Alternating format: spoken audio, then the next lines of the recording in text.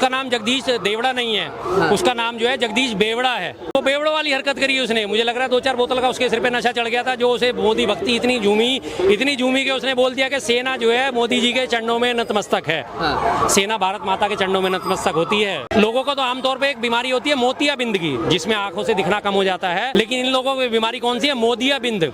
इन्हें मोदी के आगे कुछ नहीं दिखता। विधायक बाल मुकुंद आचार्य क्या कर रहा है? तिरंगा लेके और अपना पसीना पोंछ रहा है, नाक पोंछ रहा है उससे। ये इनकी हरकतें हैं। क्या ये तिरंगे को सम्मान देते होंगे? ये चूमा जा रहा है या नाक पोंछी जा रही है? पूछ रहे हैं।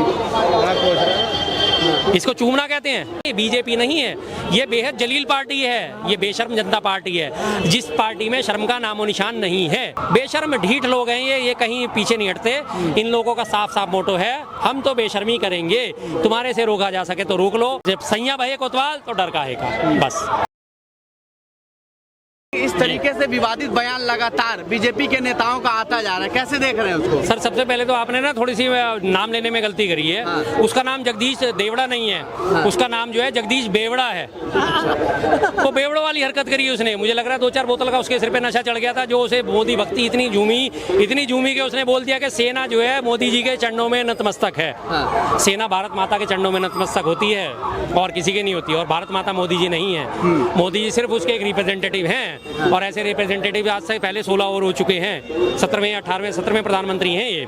इससे पहले 16 और आ चुके हैं। कोई नई चीज नहीं है, और रिप्रेजेंट करते रहेंगे। देश हमेशा रिप्रेजेंट से चलता है। देश कभी वो किसी के चरणों में नतमस्तक नहीं होता। सेना कभी किसी के चरणों में नतमस्तक नहीं होती। जो भारत माता है सिर्फ उसके चरणों में नतमस्तक होती है। और जो इनकी बात है, जो इनकी हकीकत है, जो इनकी वो है, अंदर की जो बातें होती हैं वो निकल के कहीं ना कहीं जबान पे आ ही जाती हैं। जो इन लोगों के 24 घंटे दिलो दिमाग में चलता है ना, लोगों को तो आमतौर पर एक बीमारी होती है मोतियाबिंद की, जिसमें आंखों से दिखना कम हो जाता है, आंखों के आगे जाला छा जाता है। लेकिन इन लोगों की बीमारी कौन सी है? मोदियाबिंद। इन्हें मोदी के आगे कुछ नहीं दिखता।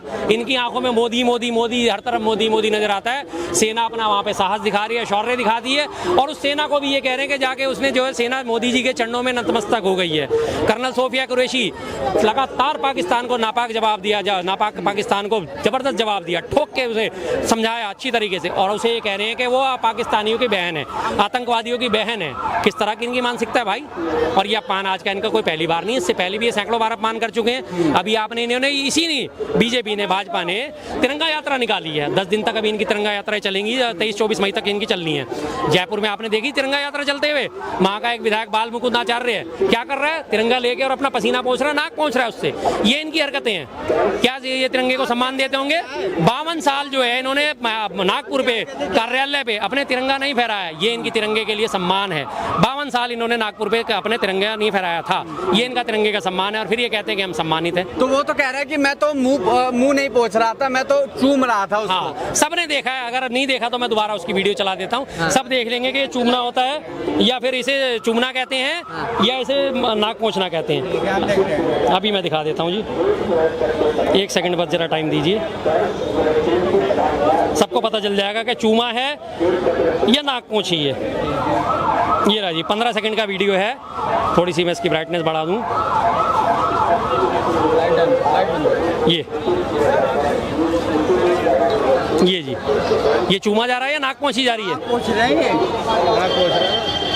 इसको चूमना कहते हैं। नाक दिख रहा है किसी हिसाब से। ये साफ साफ नाक पोंछ रहा है, नाक पोंछ रहा है, तिरंगे से नाक पोंछ रहा है। ये इन लोगों की कहते हैं। चूमने का तरीका क्या होता है भैया? माथे से लगाया जाता है, ऐसे करके चूमा जाता है। हाँ। ये चूमने का तरीका है। हाँ। तिरंगे को पूरा फैला के, अगर आप वास्तव में तिरंगा चूमना चाहते हो, उसे पहले पूरा फैलाइए, उसे तोड़िए मरोड़िए मत। तिरंगे का प्रोटोकॉल है, आप उसे तोड़ नहीं सकते, मरोड़ नहीं सकते, फटा हुआ तिरंगा लहरा नहीं सकते, फटा हुआ तिरंगा अपने साथ लेके नहीं जा सकते। अगर तिरंगा फहराना है तो उसे सहसम्मान शाम को उतारना भी पड़ेगा। ये तिरंगे के प्रोटोकॉल है, और वो सीधा सीधा नाक पहुंच रहे हैं, और वो कह रहे हैं। और अगर आप उसे चूम रहे तो पहले उसे फैलाइए तो सही, उसके आगे नतमस्तक तो होइए, सिर तो झुकाइए। तो ये इन लोगों की मानसिकता है। इसलिए मैं इस पार्टी को जो कहता हूँ ना, ये बीजेपी नहीं है, ये बेहद जलील पार्टी है, ये बेशर्म जनता पार्टी है, जिस पार्टी में शर्म का नामो निशान नहीं है। अच्छा शर्मा जी, लोग एक सवाल कर रहे हैं कि आखिरकार इस तरीके से विधायक उसके बाद उप मुख्यमंत्री का विवादित बयान, वो भी बीजेपी के नेता, आखिरकार इससे ये लोग दिखाना क्या चाहते हैं? दिखाना ये चाहते हैं हम संविधान से भी ऊपर हैं, हम देश से से भी ऊपर हैं, हम राष्ट्र से भी ऊपर हैं। हमारे लिए कोई भी चीज़ कोई मायने नहीं रखती। हम जितनी मर्जी ढिठाई करें, हमारा कुछ नहीं होने वाला, हमारा कुछ नहीं होने वाला। हमारे यहाँ सब ऐसे ही चलता है। हम जितना मर्जी जो मर्जी कर ले, हमारा ना इस्तीफे होंगे, ना हम बैकफुट पे आएंगे, ना हम शर्मिंदा होंगे, ना हम माफ़ी मांगेंगे। ये अपनी ढिठाई का, थेथराई का प्रदर्शन करते हैं सीधा सीधा, और इसके अलावा इनमें कुछ नहीं है। अहंकार की भावना इतनी घर कर चुकी है, चाहे कुछ भी कर लें, ये पीछे नहीं आएंगे। आज से पहले की बात है, 300 लोग उड़ीसा की दुर्घटना में मारे गए थे।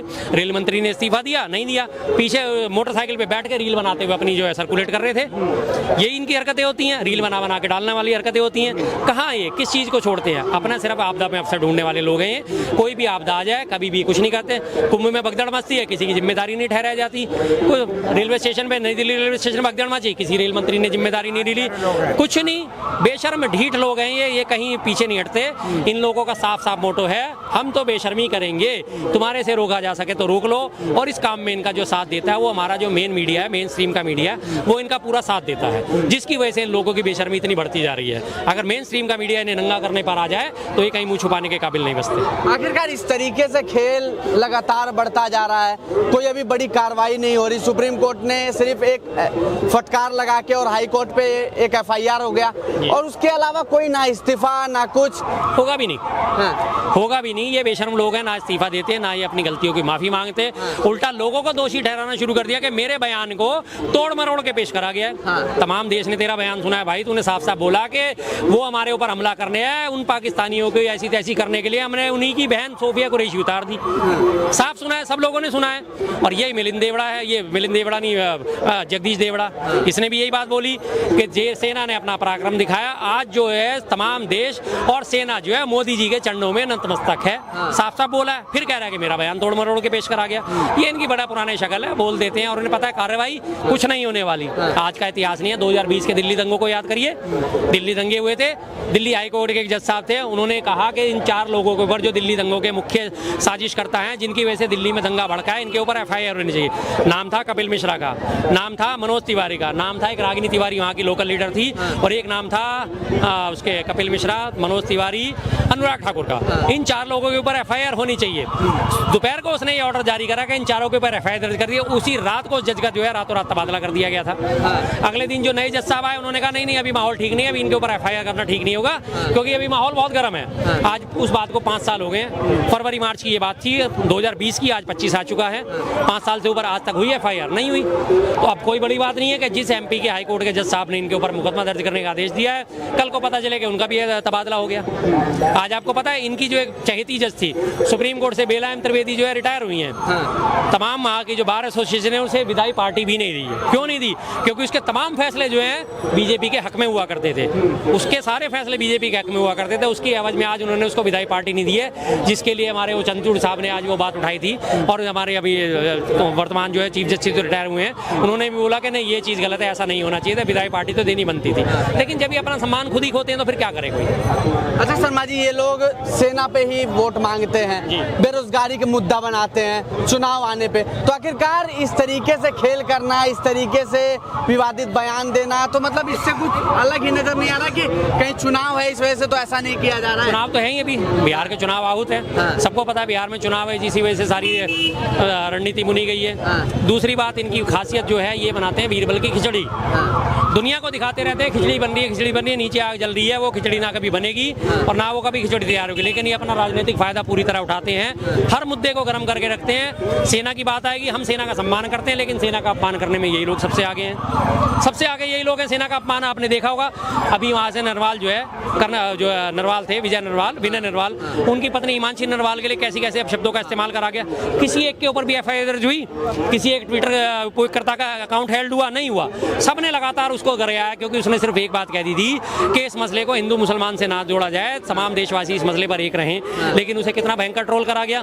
किसी एक के ऊपर भी FIR हुई? नहीं हुई, होगी नहीं। तो इसलिए इनके हौसले बढ़ते हैं, इसलिए इन लोगों में हिम्मत जागती है कि हम जो भी करें ना FIR होने, सैया भये कोतवाल तो डर का है का बस। अच्छा शर्मा जी, ऐसा नहीं लगता कि ये बीजेपी के किसी फैक्ट्री में इस तरीके से विवादित बयान बनाए जाते हैं, उसके बाद पेश किए जाते हैं? बिल्कुल, इनकी खासियत है ये।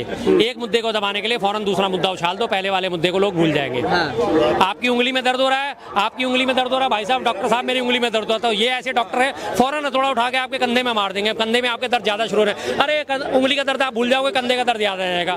साहब ये क्या करा आपने मेरे, तो कंधे में आपने हथौड़ा मार दिया, कंधे में दर्द ज्यादा हो रहा है। अच्छा कंधे में दर्द जा रहा है, उठा के आप रीढ़ की हड्डी पे हथौड़ा मार देंगे। अब आप कंधे का दर्द भूल जाओगे, रीढ़ की हड्डी को रोना शुरू कर दोगे। तो ये इस तरह का इनका इलाज करने का तरीका है। आप कह रहे हैं शर्मा जी ये मुद्दे से भटकाने की पूरी तरीके से कोशिश, टोटली मुद्दे से भटकाने की राजनीति है इनकी, और इसके अलावा कुछ नहीं। एक मुद्दे को दबाने के लिए फौरन दूसरा मुद्दा खड़ा कर दिया जाता है बस। तो समझने की कोशिश कर रहे थे, लोगों से जानने की कोशिश कर रहे थे कि आखिरकार लोगों के जहन में क्या सवाल चल रहे हैं, लोग क्या समझ रहे हैं। लगातार इस तरीके से विवादित बयान देना, सेना को विवादित टिप्पणी देना, अभी एक मामला शांत नहीं होता तभी दूसरा मामला भड़का दिया जाता है। आखिरकार इस पे इस्तीफा क्यों नहीं लिया जा रहा? जो बीजेपी के आला अधिकारी हैं, जो बीजेपी के बड़े बड़े नेता हैं, वो इस पे संज्ञान क्यों नहीं ले रहे? और सुप्रीम कोर्ट बस एक एफआईआर दर्ज करवा के क्यों छोड़ देती है? ये तमाम सवाल जनता के भी हैं और लोग समझना भी चाह रहे हैं। आपकी क्या राय है कमेंट सेक्शन में जरूर बताइए। कैमरा पर्सन के साथ मैं अश्विनी श्रीवास्तव, भारत एक नई सोच।